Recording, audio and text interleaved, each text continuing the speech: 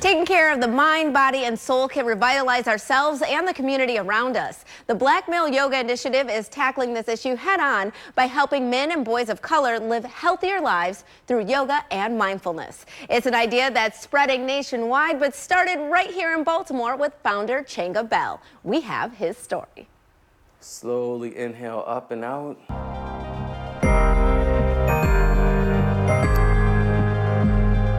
Namaste means the divine. At 30 years old, Changa Bell was in the prime of his life, not knowing how close he was to losing it. Doctors had diagnosed me with MVP, mitral valve prolapse, a severe arrhythmia. We didn't know what was wrong. All I know is that my heart would periodically stop. It would just stop beating. His doctors wanted to place a pacemaker into his chest, but Changa had another idea and another person to turn to for help. I went to my dad for help since I had always seen him model yoga and a healthy lifestyle. He literally was never sick as I was a child. As a grown man, he could appreciate that, but as a kid, not so much. Seeing my dad do yoga in the 80s, I absolutely thought he was a square.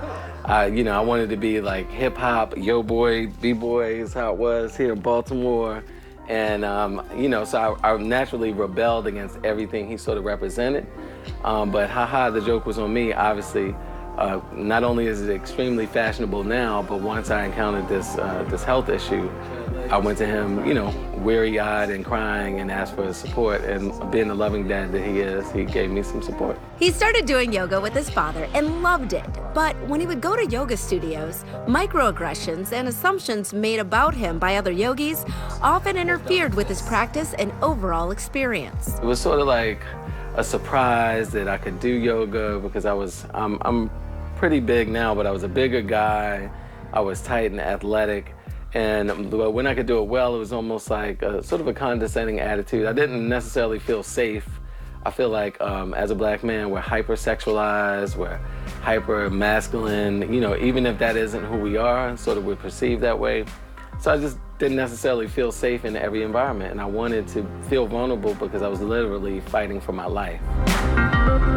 You've got the strength, but where you're flexible, so if you sit on a block like this at night. And that's how Changa became the founder of Sunlight and Yoga, a yoga studio in Baltimore. He says he wanted to do things differently. In some classes where someone has you holding downward dog for like 3 minutes while they talk gleefully about life and read poems, it wasn't necessarily what I needed at the moment. And that's why we're not a commercial class. We don't have 50 bodies in a room. Not that there's anything wrong with that. That's great for some folks and that's good.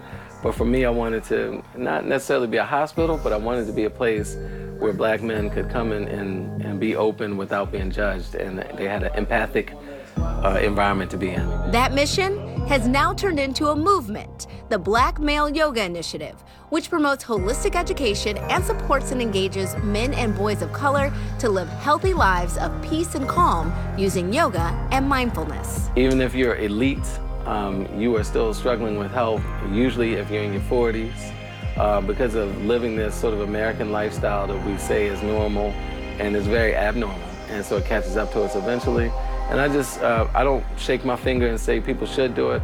If I can offer my testimony and say, hey, there's a way of you avoiding getting to the bottom of the pool so you have to push up for air, you could just stay afloat, and here's one way, then that's what I'd like to do. The Black Male Yoga Initiative may have started in Baltimore, but as ideas go, it is now stretching far beyond, much to Changa's own surprise. No, I'm absolutely surprised by the success. It doesn't make any sense. I was 20 years in filmmaking. I thought that I would be, like a lot of these wonderful black filmmakers now making these movies. That's where I'd put all my energy, but it was a calling.